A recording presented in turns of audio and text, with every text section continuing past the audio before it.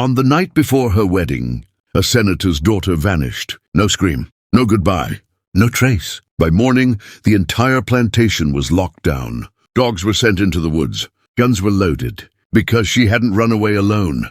She had escaped. With a man the law didn't even consider human. And what they found next was not a love story. It was something far more dangerous. Mississippi, 1840. The house stood on a rise above the cotton fields, painted white so bright it almost hurt to look at in the afternoon sun. From a distance it looked like power. From the inside, it felt like silence. Her name was Eliza Whitmore, 19 years old, daughter of Senator Thomas Whitmore, a man whose voice could move laws across states, and whose name could silence rooms without a word. Everything in Eliza's life had been chosen before she could speak. What she wore, what she learned, who she smiled at, and now, who she would marry. The wedding was 3 days away. The house had not known rest for weeks. Servants moved like shadows through the halls, carrying silk, polishing silver, preparing a ceremony meant to display not love, but control. Because this marriage was not about Eliza. It was about power. Her future husband, Edward Hale, came from a family just as wealthy, just as cold. Together, their union would seal influence across Mississippi like a locked door. And Eliza? She was the key. But keys do not choose the locks they are placed into. Every morning, Eliza sat by the tall window in her room, looking out over the endless fields. From there she could see everything, the rows of cotton stretching into the horizon, the workers bent under the sun, the overseer on horseback, and sometimes him. He moved differently than the others, not slower, not weaker, just aware. His name, though few spoke it, was Samuel. He had been brought to the plantation 5 years earlier. No one knew from where, no one asked. But there was something about him that did not fit into the quiet obedience the others had been forced to learn. He did his work. He followed orders. But his eyes never lowered. The first time Eliza noticed him, he was standing still while the others worked. Not defiant, not afraid. Just watching the horizon as if something out there still belonged to him. That was the moment something shifted. Not loudly, not suddenly. Just enough to be dangerous. Days passed, then weeks, and without a single word between them, Eliza began to look for him. Not out of curiosity, but recognition. Because for the first time in her life, she saw someone who was just as trapped as she was. And yet, not broken. One afternoon, as the heat pressed heavily against the house, Eliza stepped outside alone. That in itself was unusual. She was not meant to walk the grounds without escort. But the house had grown too small, too tight, too suffocating. She walked past the garden, past the well, closer to the edge of the fields than she had ever gone before. And that's when she heard it. A voice. Low, steady, not speaking, singing. She followed the sound without thinking, step by step until she saw him. Samuel. He stood with his back to her, hands stained with soil, voice barely above a whisper. The song was unfamiliar, not joyful, not sorrowful. Something in between, something that sounded like memory. Eliza didn't realize she had stepped closer until the branch beneath her foot snapped. The sound cut through the air like a warning. Samuel turned.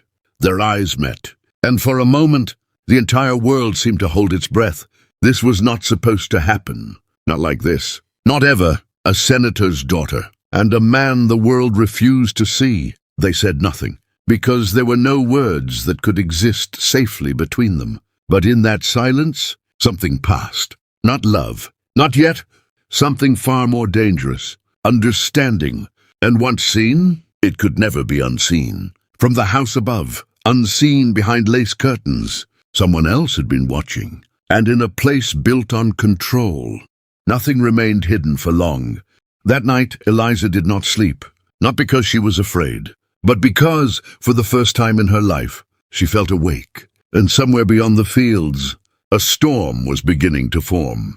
If you want to know what happens next, and how one moment of eye contact turned into a decision that shook an entire plantation, subscribe now, because in Next reveals the secret that should have never existed. The next morning, The house felt different. Not louder, not busier, but watching.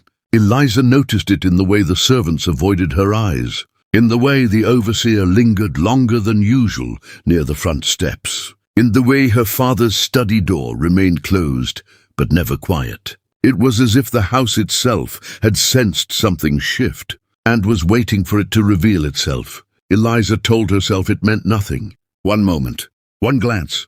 That was all it had been. And yet, she found herself standing at the window again, looking, searching, waiting. Samuel was there, in the same field, under the same sun, but something had changed. He did not look up. Not once, not toward the house, not toward her. It was deliberate, careful, as if he understood something she was only beginning to feel. That being seen was dangerous. The hours dragged slowly, each one heavier than the last. By afternoon, the house had returned to its rhythm of preparation. Fabric measured, flowers arranged, voices rehearsing smiles that would soon be displayed like decorations. Eliza sat as women spoke around her, about lace, about guests, about the importance of her future. But their words sounded distant, muted, like echoes from a life she was no longer fully inside, because her thoughts were somewhere else, out there, in the fields, with the man she had never spoken to, and yet somehow understood. That evening as the sun began to fall, Eliza made a decision. Not a loud one, not a bold one, just a quiet step in a direction she could no longer ignore. She waited, watched, counted the movements of the house. When the servants shifted, when the overseer disappeared from view, when the last light touched the edge of the trees. And then she left. This time she walked further, past the place where she had stopped before, past the line she had never crossed. Each step felt wrong. Each step felt necessary. The air was cooler now, the sounds softer, and somewhere ahead, that same voice, not singing this time, speaking, low, careful. Eliza slowed, not out of fear, but awareness. She moved quietly until she could see him. Samuel stood near the edge of the trees, not alone. Another man stood with him, older, his posture tense, his voice urgent. Too close, the man whispered. They're watching more now. Samuel didn't respond immediately. His gaze was fixed on the ground, as if measuring something unseen. I know, he said finally. We don't have time. The words settled heavily in the air. Eliza felt something tighten in her chest. This wasn't just survival. This was planning. The older man shook his head. It's not safe. Not yet. Samuel looked up then, and for a brief second, his eyes shifted. Past the man, past the trees, toward her. He had known. He had known she was there, before she even realized it herself. The older man followed his gaze. His expression changed instantly. Fear. Not for himself, but for what this meant. Eliza Whitmore, he said quietly, almost to himself. Hearing her name spoken there, in that place, felt like a line being crossed that could never be undone. She stepped forward before she could stop herself. I didn't mean to, but the words fell apart before they could finish, because there was no innocent reason for her to be there. No explanation that would not sound like betrayal. Silence stretched between them, tight, fragile. Samuel took a step forward, not close enough to touch, but close enough that the distance no longer felt safe. You shouldn't be here, he said. His voice wasn't harsh, but it wasn't gentle either. It was certain. Eliza swallowed, her hands tightening at her sides. I know. Another silence. Different this time. Not empty, but full of something unspoken. The older man stepped back, his unease growing. This is how it starts, he muttered. And this is how people disappear.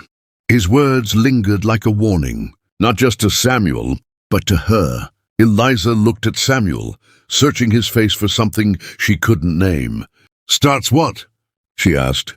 Samuel hesitated, and in that hesitation, everything became real. Something that doesn't end well, he said quietly.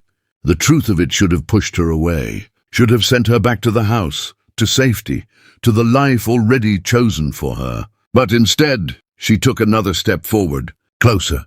If it was that simple, she said, her voice barely steady, you wouldn't still be standing here. The words surprised even her. Because they were not something she had been taught to say. They were something she felt. Samuel studied her for a long moment, as if trying to understand whether she truly knew what she was stepping into. "You think you're trapped," he said. It wasn't a question. Eliza didn't answer, because she didn't need to. He could see it, just as clearly as she could see it in him. "But your cage has a door," he continued. "Mine doesn't." The difference hung between them, sharp, unavoidable. Eliza's voice softened. "Then why are you still planning something?" That was the moment everything shifted, because she had said it out loud, acknowledged it, the secret that was never meant to be heard. The older man turned away, pacing now. "This is a mistake," he said under his breath. Samuel didn't look at him. He was still watching Eliza, measuring, deciding, and then, very quietly, he spoke. "Because some cages don't need doors to be escaped." The words sent a chill through her, not because they were hopeful, but because they were dangerous, real, final. Eliza's heart began to race, not from fear, but from something far more powerful, choice. For the first time in her life, she was standing at the edge of one, and behind her, a house full of expectations. Ahead of her, a path that could destroy everything, or set something free. From the distance, a sound broke through the stillness. A horse. Fast. Too fast. The older man froze. "They're coming." Samuel's expression hardened instantly. The moment was over. The world was returning, and it was not forgiving. He stepped back. Distance restored. Walls rebuilt. "Go," he said to her. Not loudly, but urgently. Eliza hesitated, just for a second, long enough to understand that if she walked away now, nothing would ever be the same again. And if she stayed, nothing might remain at all. The sound of hooves grew louder, closer. Eliza turned and ran, back toward the house, back toward the life she was meant to live, but not fast enough to outrun what had already begun. Behind her, in the fading light, the plan continued. And now, she was part of it. What was Samuel planning? And why did he say some cages don't need doors to escape? In next, the first secret is formed, and one wrong move will put both of them on a path with no return. Subscribe now, because the next step they take could cost them everything. Eliza did not stop running until the house came back into view. The white walls, the tall windows, the place that had always felt like certainty, now felt like something else entirely. A cage she had walked back into, by choice. She slowed before reaching the steps, forcing her breath to steady, forcing her expression back into something the house would recognize. Calm, composed, untouched. Because in this place, truth was not just dangerous, it was punishable. Inside, nothing had changed. Candles lit the halls. Voices echoed softly from distant rooms. Laughter, practiced, hollow, floated through the air. The world had continued as if nothing had happened. But Eliza knew better. Something had happened, something irreversible. She moved through the corridor carefully, aware now of every glance, every shadow. And then, "Where have you been?" The voice stopped her instantly. Her father. Senator Thomas Whitmore stood at the end of the hall, his presence filling the space without effort. He wasn't angry, not yet, but he was watching, always watching. Eliza turned slowly. "In the garden," she said. The lie came out smoothly, too smoothly, as if it had been waiting. Her father stepped closer, his eyes studying her face with quiet precision. "The garden," he repeated, not questioning, weighing, measuring. Eliza held his gaze, not defiant, not afraid, just steady. After a moment he nodded once. "Tomorrow the Hale family arrives," he said. "You will be present." Not a request, a reminder of who she was supposed to be. "Yes, Father." He lingered for a second longer, as if searching for something beneath her answer. Then he turned and walked away, just like that. But Eliza didn't move, because she understood something now. He didn't need proof. Suspicion was enough, and suspicion had already begun. That night, sleep did not come easily, not because of fear, but because her mind refused to be still. His words echoed. Some cages don't need doors to be escaped. What did that mean? Running? Rebelling? Dying? Every answer felt too small for what she had seen in his eyes. This wasn't desperation. It was intention. and intention meant a plan. The next morning arrived with noise, carriages, voices, the sound of arrival. The Hale family. Eliza stood at the top of the staircase, dressed in pale blue, her hands still, her posture perfect. Below her, Edward Hale stepped into the house. Tall, well-dressed, confident in the way men are when they have never been denied anything. He looked up at her and smiled. It was the kind of smile meant to reassure, to claim, to finalize what had already been decided. "Eliza," he said warmly. She descended the stairs slowly, gracefully, every movement practiced, every step controlled, until she stood in front of him. Edward took her hand without hesitation. "You look exactly as I remembered." She forced a small smile. "And you as well." Their conversation continued, polite, expected, empty. But beneath it, something shifted. Because for the first time, Eliza was aware of the difference between being seen and being owned. Edward spoke of the future, of plans, of travel, of what their life would become. And as he spoke, Eliza realized something unsettling. He wasn't asking. He was informing, just like her father, just like the house, just like the world she had always known.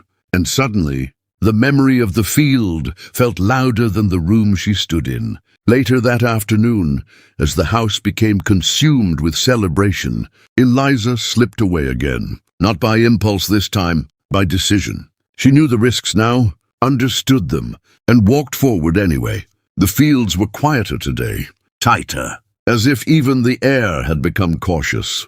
She found him near the same place, waiting, not surprised to see her. "You came back," Samuel said. Eliza stopped a few steps away. "I wasn't told not to." A small pause. Not humor, but something close to it. "Being told isn't always the danger," he replied. Eliza studied him carefully. "You knew I would come." He didn't answer immediately, because the truth didn't need to be spoken. "Yes," he said finally. The words settled between them, not as confidence, but as inevitability. Eliza's voice lowered. "The man yesterday, what he said." "It's true," Samuel interrupted. No hesitation, no denial. "We're planning something." There it was. No more guessing, no more distance. Just truth, raw and exposed. Eliza felt her pulse quicken. "What kind of plan?" Samuel looked past her briefly, scanning the horizon. Always aware, always calculating. "The kind that doesn't forgive mistakes," he said. A chill ran through her. "And if it fails?" Samuel met her eyes again. "It won't." Not arrogance, not hope, certainty. That was what made it dangerous. Eliza hesitated, then asked the question she had been holding back. "Why tell me?" This time, Samuel stepped closer. Not enough to break the boundary, but enough to change it. "Because you're already involved," he said quietly. Eliza's breath caught slightly. "I haven't done anything." Samuel's gaze didn't waver. "You came back." That was enough. In this world, that was everything. Silence fell between them again. But this time, it was different. Heavier, because now they both understood. There was no going back to before. Eliza swallowed, her voice softer now. "What do you need?" The question changed everything. Not curiosity, not fear, choice. Samuel studied her carefully, long enough that she could feel the weight of it. "You don't know what you're asking," he said. "I do," she replied, and for the first time, she meant it, because this wasn't about him anymore. It was about her, about the life she had never chosen, about the moment standing in front of her now. Samuel exhaled slowly, as if making a decision that could not be undone. "Then listen carefully," he said. And as he began to speak, Eliza Whitmore stepped into something far greater than herself. Not love, not yet. Something more dangerous. A lie. The first one she chose to tell, not to protect herself, but to break free. And once spoken, it would not stay contained. Because lies like this do not end quietly. Eliza just crossed a line she can never return from. But what is Samuel's plan, and what role will she play in it? In next. The plan begins, and one small mistake will bring suspicion straight to her door. Subscribe now, because the next lie she tells might be the one that exposes everything. The first thing Samuel told her was not a plan. It was a warning, From this moment on, he said quietly, you will be watched. Not might be, will be. Eliza felt the weight of those words settle into her chest. Not fear, awareness, because deep down, she already knew it was true. What do I do? She asked. Samuel didn't answer right away. He looked at her the way someone studies a fragile thing, not to protect it, but to understand if it will break. You do what you've always done, he said. You make them believe nothing has changed. Eliza almost let out a breath. That she understood, that she had been trained for her entire life. And when it has, she asked quietly. Samuel's expression didn't shift. Then you make them believe it hasn't. That was the first step of the plan. Not running, not escaping, deception. Clean, quiet, invisible. Eliza nodded slowly, and in that moment, she realized something unsettling. This wasn't entirely new to her. She had been pretending her whole life. Just never like this. Tomorrow night, Samuel continued, there will be movement. Eliza's heart skipped. What kind of movement? The kind that requires doors to be unlocked. The words were simple, but the meaning was not. Eliza hesitated. There are guards, she said, and the house. I know the house, Samuel interrupted. Not arrogantly, but with certainty. That stopped her. How? She asked. Samuel looked toward the distant structure, barely visible from where they stood. I've been watching it longer than you've been trapped inside it. The truth of that silenced her. Of course he had, while she lived inside the walls. He had studied them, every entry, every exit, every weakness. Eliza felt something shift again. This wasn't a desperate attempt. This was preparation. Years of it. What do you need from me? She asked. Samuel met her eyes. Access. The word was quiet, but it echoed loudly. To what? She asked. The side hall, he said. The one near your father's study. Eliza froze. That part of the house was rarely used, but heavily watched. Why there? She whispered. Samuel didn't answer directly. Instead, he said, because that's where they would never expect help to come from. Eliza's chest tightened. Help, not escape, not theft. Help. The word made everything feel bigger, more dangerous, more real. If I'm seen, she started. You won't be, Samuel said. The certainty again. It both steadied her and terrified her. And if I am, she pressed. This time he didn't soften it. Then it ends. No explanation, no comfort, just truth. Eliza nodded slowly, because she understood. Not fully, but enough. That evening, the house was alive with celebration. Music filled the halls. Laughter echoed louder than before. Wine flowed freely. It was a performance, a distraction, and Eliza stood in the center of it, smiling, speaking, playing her part flawlessly. Edward remained close to her side, his presence constant, possessive in ways he didn't even realize. You seem distant, he said at one point, studying her. Eliza turned to him, her expression soft, controlled. Just tired, she replied. Another lie. Second one, easier than the first. Edward nodded, accepting it without question. Because men like him rarely questioned things that already belonged to them. Across the room, her father watched. Not openly, not obviously, but Eliza felt it. The weight of his gaze, the quiet suspicion that had not disappeared. Only grown, time moved slowly, too slowly, until finally, night deepened, the music softened, and the house began to settle. This was the moment. Eliza slipped away carefully, her steps measured, her breathing steady. Every sound felt louder now, every shadow deeper. She moved through the hallway toward the side corridor Samuel had mentioned, the one near her father's study. The air there was different, still, heavy, as if even the walls were listening. She reached the door. Her hand hovered over the handle. This was it, the line. Once crossed, there would be no explanation that could undo it. No version of events that would make this harmless. She could walk away. Right now, return to her room, to her future, to safety. But instead, she turned the handle, slowly, carefully. The door opened with the softest sound. Inside, the corridor stretched into darkness. Empty, waiting, Eliza stepped inside, and gently, quietly, she left the door unlocked. That was all.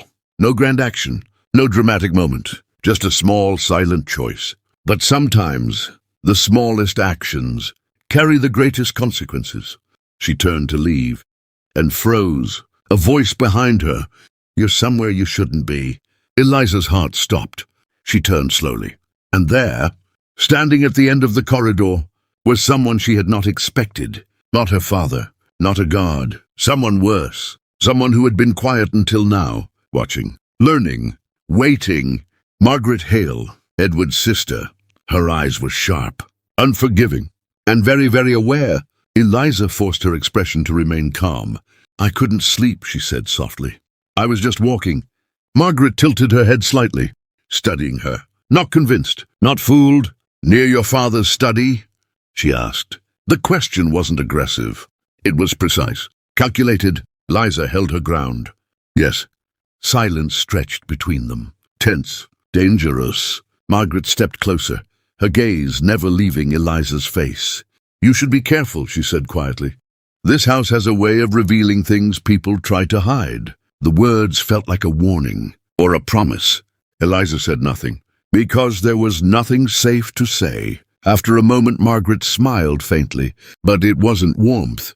It was recognition. "I look forward to tomorrow," she added. And then she walked past her, leaving Eliza alone in the corridor, but not unseen, not anymore. Eliza stood still for a long moment, her pulse racing, her thoughts sharp, because now the plan was no longer hidden, not completely, and somewhere in the house, suspicion had just found a direction. Behind her, in the darkness, a door remained unlocked, and before the night was over, someone would walk through it. Eliza unlocked the door, but someone saw her. Who is Margaret Hale really? And what will she do with what she knows? Next, the plan begins to unfold, and one unexpected move will put everything at risk. Subscribe now, because the next night will change everything. The house fell asleep, but the night did not. Eliza sat on the edge of her bed, still dressed, her hands resting quietly in her lap, waiting, not for a signal, not for a sound, but for the moment when silence becomes too heavy to ignore. Outside, the wind had picked up, soft at first, then steady, like something building just beyond reach. She stood slowly, every movement deliberate, every breath controlled, because somewhere in the house, others were moving too. She stepped into the hallway, dark now, empty, but not safe, never safe. The corridor stretched before her, familiar yet altered by the weight of what it now held. Every step echoed louder than it should. Every shadow felt like it might shift. She moved toward the side hall, toward the door she had unlocked, and as she approached, she saw it, barely visible in the dim light. The door was open, not wide, just enough to say, someone had already come through. Eliza's pulse quickened. This was it. The plan was no longer a plan. It was happening. Now! She stepped closer, her hand brushing lightly against the edge of the door. Cold, recently touched. Inside, the corridor was darker than before, deeper, as if it led somewhere the house did not want seen. And then, a sound, footsteps, not hers, not approaching, moving away. Quick, silent, intentional. Eliza didn't follow. She couldn't. That wasn't her role. Her part had been small, but essential, and now it was done. Or so she thought. From the far end of the hallway, another sound. This one heavier, slower. Boots. A guard. Eliza froze. The timing. Too close. Too dangerous. The guard turned the corner, his lantern casting long shadows across the walls. His eyes moved lazily at first, then stopped. On the door. Open. That was all it took. His posture changed instantly. Alert. Suspicious. He stepped forward. Eliza's heart pounded in her chest. If he reached that door, if he looked inside, everything would collapse. Without thinking, she moved. "Is something wrong?" she asked softly, stepping into the light. The guard turned sharply, startled. "Miss Whitmore!" His tone shifted immediately. Respectful, confused, distracted. Eliza kept her expression calm. "I heard something," she said. "I couldn't sleep." Another lie, third one, but this one carried weight. The guard hesitated, glancing once more toward the open door, his instincts pulling him forward, his position pulling him back. "Eliza," a voice called from behind. Cold, controlled. Her father. He stepped into the corridor, his presence cutting through the tension instantly. "What are you doing out here?" he asked. Eliza turned toward him, her face composed. "I heard a noise," she said again. "I thought I should check." The senator's gaze shifted briefly to the guard. Then to the door, still open, still waiting. For a moment, everything balanced on the edge of discovery. And then he spoke. "Close it." Not to her, to the guard. The guard moved immediately, stepping past Eliza, pushing the door shut without looking inside.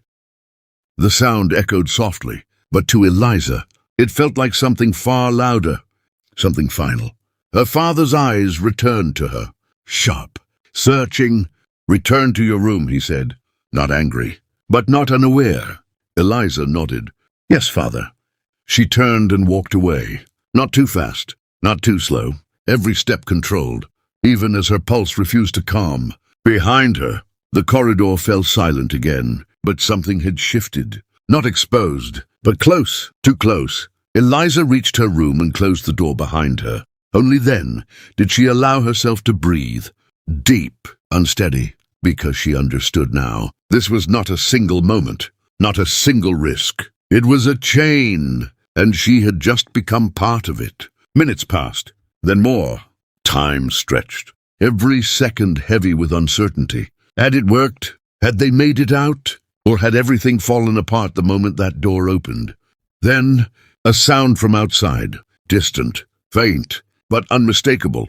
Dogs, not wandering, not barking aimlessly, tracking. Eliza moved to the window, pulling the curtain back just enough to see. Torches lit the edge of the fields. Figures moved quickly across the land. Guards, fighters. Searching, her breath caught. It had begun. The plan had been discovered, or worse, it had been seen. Shouts echoed faintly in the distance, orders being given, names being called. The night was no longer quiet. It was alive and hunting. Eliza's grip tightened on the curtain, her mind racing. Samuel. Had he escaped? Was he? A sudden knock on her door.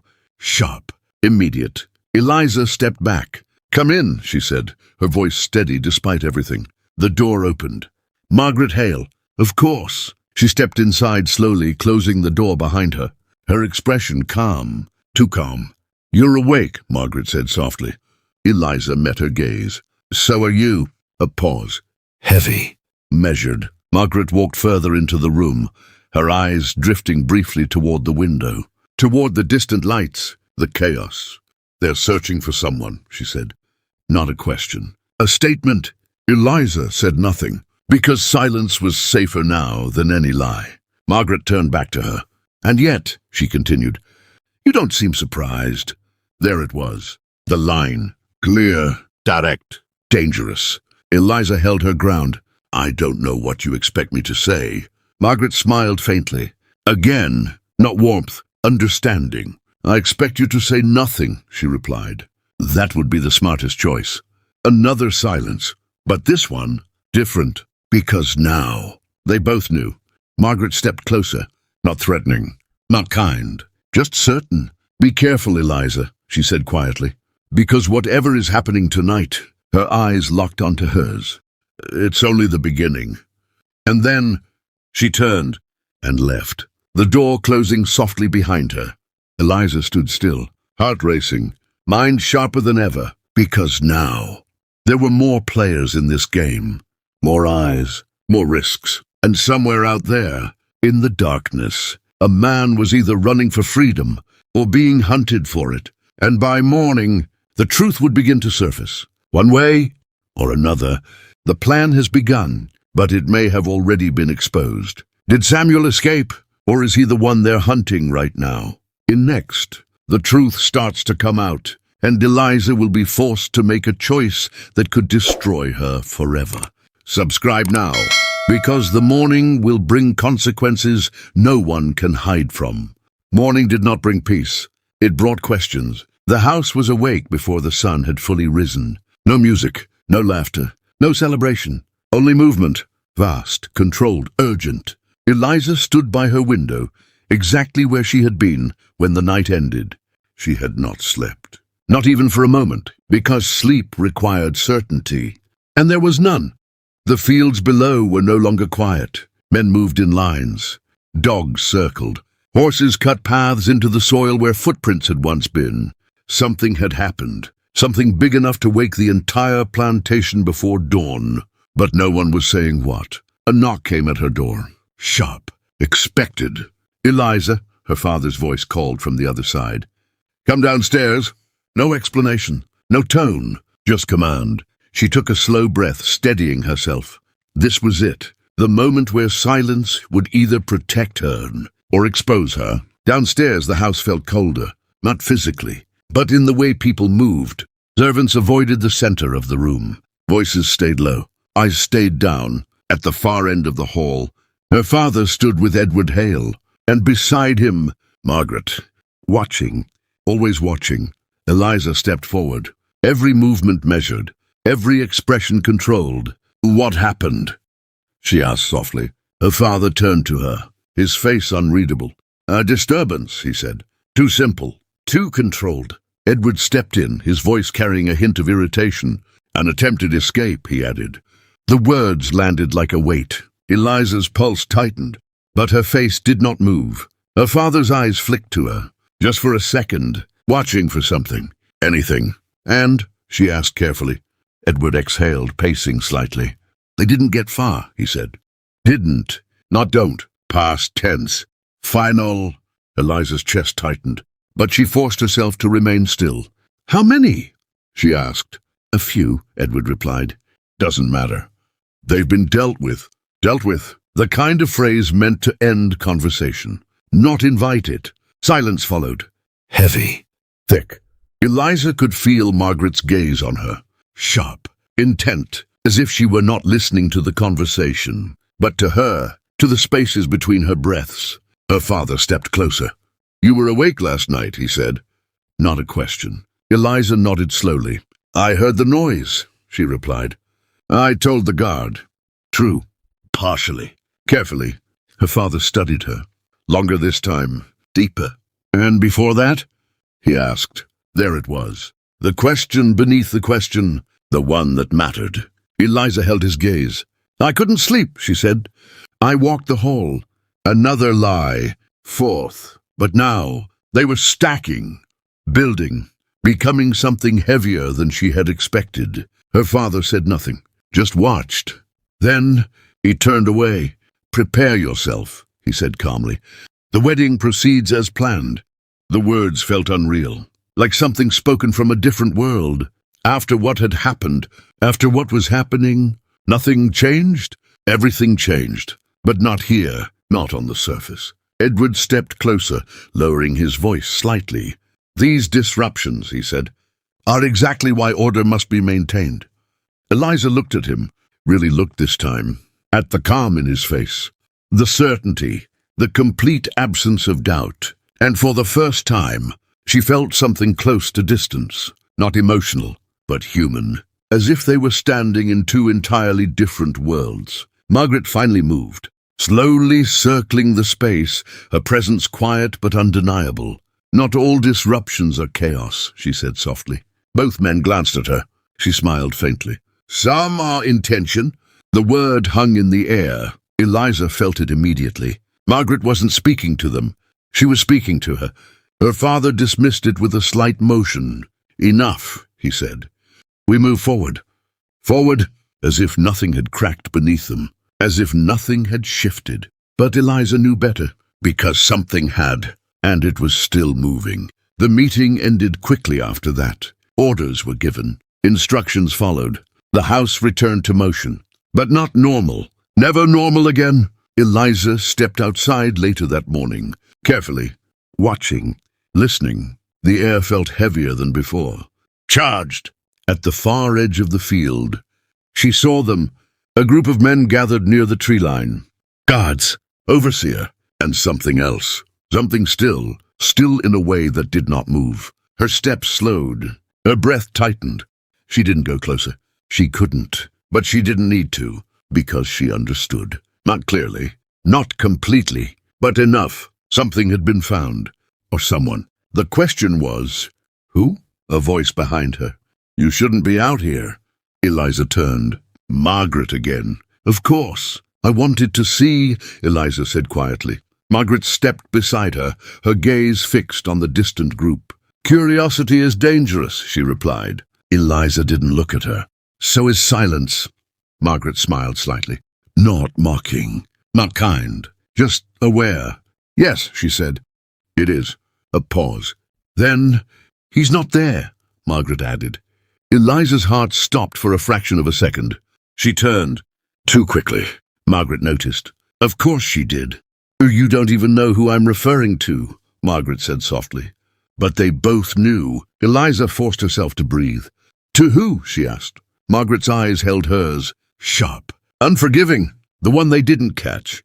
The words landed like a spark. Small, but powerful. Because they meant one thing. Samuel. He wasn't among them. He wasn't captured. He wasn't finished. Something shifted inside Eliza. Not relief. Not yet. But possibility.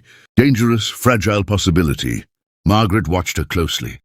And then, very quietly, she said, Be careful who you choose to save. And with that, she turned and walked away, leaving Eliza alone, but no longer uncertain.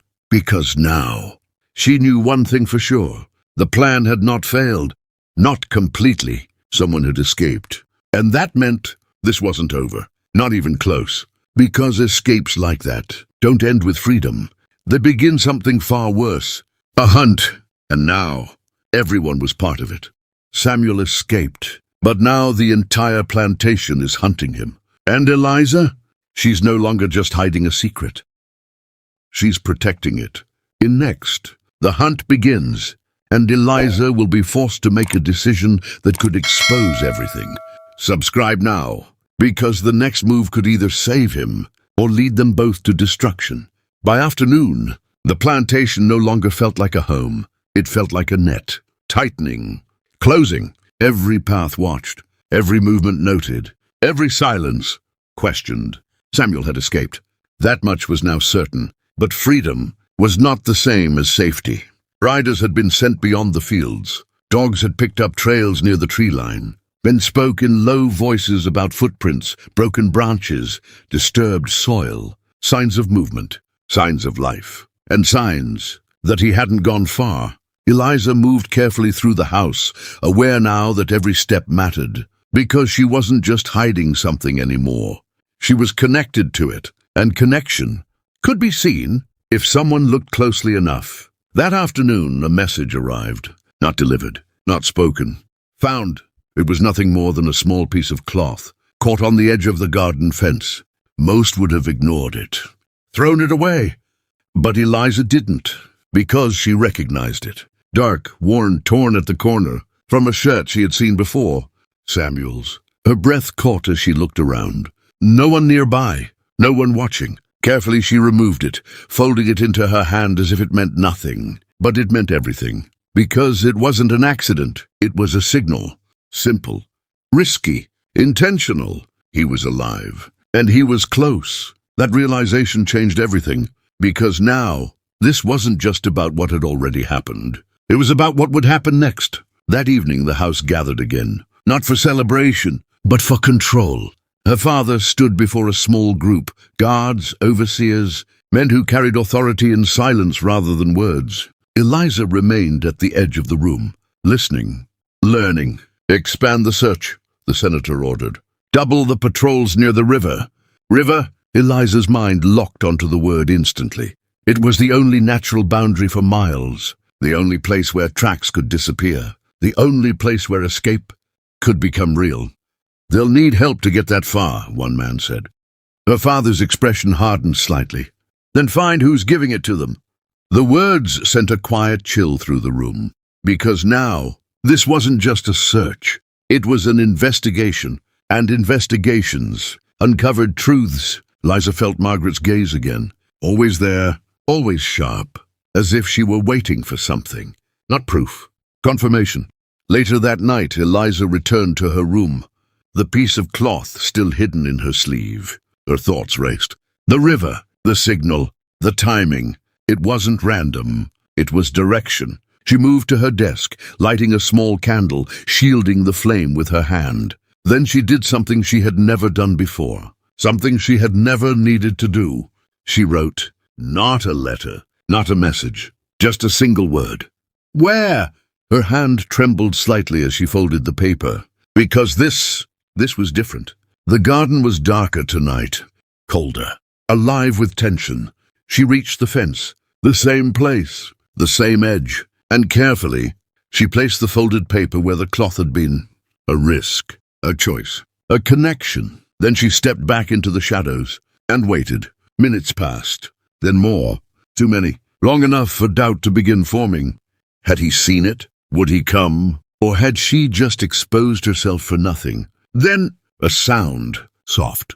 Barely there, from the trees. Eliza's breath caught. A figure emerged slowly from the darkness. Careful, controlled. Samuel, alive. Closer than he should be. Closer than was safe. You shouldn't be here, she whispered. The same words he had once said to her. This time, they belonged to both of them. Samuel stopped a few steps away. The distance between them thin now, fragile. You left a question, he said quietly. Eliza nodded. The river? She asked. Samuel's gaze shifted briefly toward the distant darkness. Yes, one word, but it carried everything. Tonight? She asked. He shook his head. Two watched. Of course, the hunt had tightened. They were expecting movement, waiting for it. When? She pressed. Samuel hesitated, not from uncertainty, from calculation. Soon, he said, when they stop expecting it. Eliza exhaled slowly. That made sense, but it also meant waiting, and waiting was dangerous. They think someone helped, she said quietly. Samuel looked at her, really looked. They're right. No denial, no protection, just truth. Eliza felt her pulse rise. They'll start looking closer, she added. They already are, he replied. Silence fell between them, but it wasn't empty. It was heavy with everything they weren't saying, everything they understood without needing to. You could still stop, Samuel said after a moment. The words caught her off guard. Stop what? She asked. This, he said simply, before it becomes something you can't walk away from. Eliza held his gaze. There it was again. The line, the choice. Still there, still open, but not for long. I already crossed that, she said quietly. Samuel studied her, long enough to see the truth in it. And once he did, he nodded. Not approval, acceptance. Then listen, he said, and his voice dropped lower, more serious, more final. Once we move, there's no second chance. Eliza's chest tightened. I understand.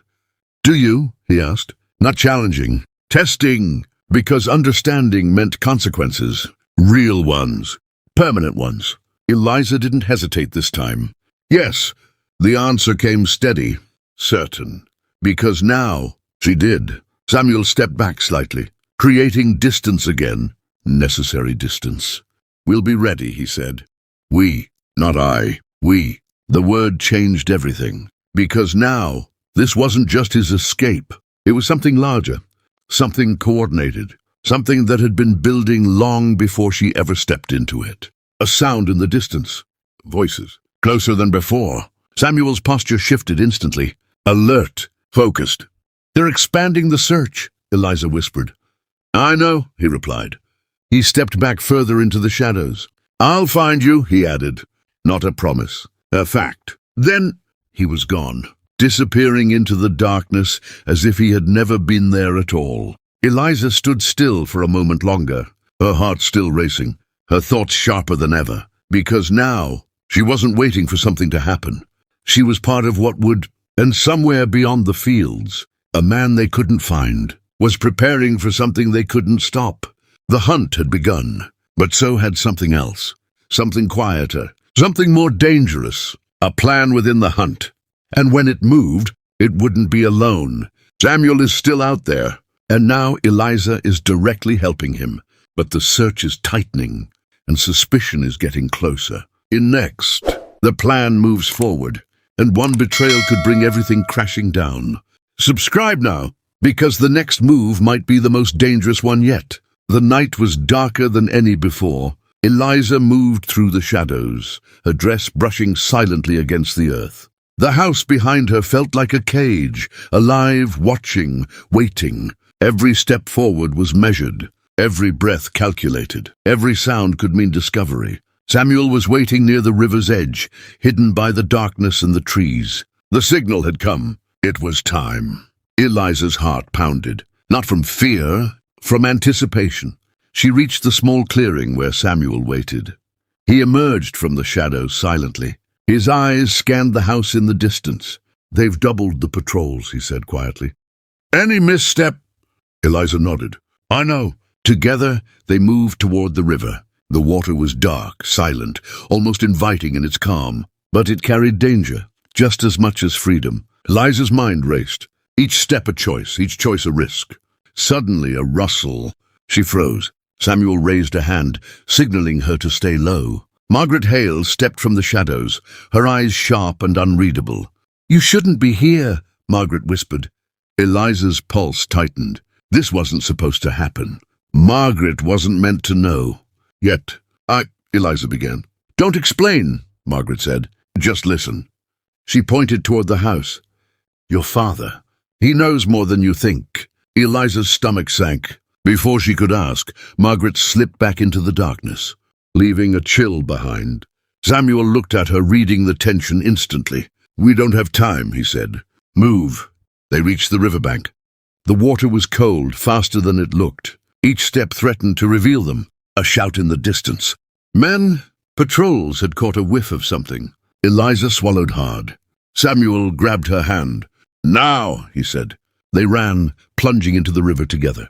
The water swallowed their footsteps, carrying them downstream, but the danger was relentless. A torch appeared on the riverbank. Shouts followed. "Stop them!" a voice cried. Dogs barked in the distance. Eliza's teeth clenched as the river carried her. Farther from the plantation, farther from the life that had imprisoned her. Suddenly pain. A hand grabbed Samuel from the back, yanking him toward the bank. Eliza screamed. Her pulse froze. She tried to reach him, but the current was strong. The struggle was brief but violent. Then Samuel broke free, pulling her along with him.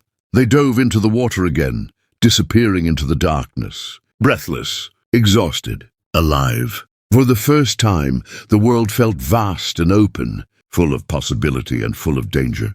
Eliza gasped for air as they reached a shallow bank downstream. Samuel pulled her into the shadows. "Margaret's warning was right," he whispered. "She's already suspicious. Someone inside is watching." Eliza looked at him, fear and resolve mingling in her eyes. "We can't stop now," she said. He nodded. "Not until we're free." From the riverbank, the plantation lights glimmered far behind them, the sounds of pursuit echoing faintly in the night. Eliza's hand tightened around Samuel's. They weren't safe yet, not even close. But every step they took together was a step toward freedom and away from betrayal. Somewhere in the darkness, someone knew their next move, and the next night would decide everything. The escape is underway, but someone inside the house already suspects Eliza. Next, the chase intensifies, secrets unravel, and trust will be tested like never before. Subscribe now, because one wrong move could cost everything. Dawn had not yet broken. The forest was dark, alive with sound. Branches scraped against clothes. Leaves whispered under hurried footsteps. Every shadow felt like it could hide a hunter. Eliza stumbled slightly, her hand gripping Samuel's tightly. "Keep moving," he whispered. His voice calm, but eyes alert, always alert. Behind them, torches glowed in the distance. Shouts carried on the cold morning air. The plantation's men were closing in. Eliza's heart raced, but her mind worked faster. Every step, every choice could mean life, or capture. The river had slowed them momentarily, but the chase had not ended. A sudden snap of a branch made her freeze. Samuel pulled her behind a tree. Two figures moved ahead, cutting off the path. "Riders. We can't fight them," Samuel said quietly. "We have to outsmart them." Eliza nodded. Her mind shifted into planning mode. the same way she had done countless times in the house, pretending, deceiving. She scanned the terrain, moss-covered rocks, a narrow ditch, dense thickets. "There," she whispered, pointing. A small ravine, almost invisible in the dark. They could use it to evade the riders. Samuel followed her lead. Together they slipped into the shadowed trench. The riders passed above them unaware, their horses' hooves drumming dangerously close. Eliza held her breath, counting every heartbeat. When the sound faded, Samuel exhaled slowly. "You're sharper than I thought," he said. Eliza allowed herself a brief smile, but there was no time to celebrate. The forest opened into a wide clearing. The next stretch of their escape would be visible, exposed. Samuel crouched behind a fallen log. "They're expecting us to run straight," he said. Eliza nodded. That made sense. The predictable path is always watched. "We'll split," Samuel whispered. "You go that way. I'll draw them off if necessary." Eliza hesitated. "Alone?" "No choice," he replied. His eyes held hers, steady, full of trust. "Trust me. I'll meet you beyond the ridge." She swallowed hard, her pulse pounding, but she knew he was right. One wrong move, both could be caught. With a final nod, they separated. Eliza ran through the underbrush, branches clawing at her skin, mud pulling at her shoes. Every sound behind her reminded her of the hunt, but she forced herself to stay quiet, light, invisible. Above, Samuel led the riders away, drawing attention from the path she had to take. His movements were precise, calculated, almost impossible to anticipate. Eliza watched his figure disappear through the trees, hope and fear mixing in her chest. Hours passed, or maybe minutes. Time had lost all meaning. Finally, the ridge appeared. She climbed with trembling limbs, heart pounding in her ears. At the top, the view stretched before her, the river winding like silver in the pale light, the fields beyond, freedom within reach. And then, movement in the trees behind her. A figure emerged. Not Samuel, Margaret Hale. Her eyes were sharp, unreadable. "I warned you," Margaret said softly. "You can't trust anyone completely." Eliza's heart sank. Was this the betrayal Samuel had warned about? Or a test? Margaret studied her. Then slowly, deliberately, she stepped aside. "You're almost free," she said. "But remember, freedom isn't safe until it's far away." Eliza didn't hesitate. She ran, faster than ever, toward the river. The sound of pursuit faded behind her, replaced by the rush of water ahead. Samuel was already there, waiting on the opposite bank, eyes scanning for danger. "Eliza!" he called softly. Relief and urgency mixed in his tone. She reached him, panting. He grabbed her hand. "Together?" he asked. She nodded. "Together." And with that they plunged into the river. The current carried them away from the plantation, away from danger, away from everything that had tried to keep them apart. For the first time, the world felt vast, uncertain, and theirs. But as they drifted downstream, Eliza's thoughts lingered on Margaret's warning. Freedom is never safe, until you're far enough from those who hunt you. The final chase is here, and Eliza and Samuel are so close to freedom. But betrayal, danger, and uncertainty still lurk. In next, all secrets will be revealed, and the story reaches its breathtaking conclusion.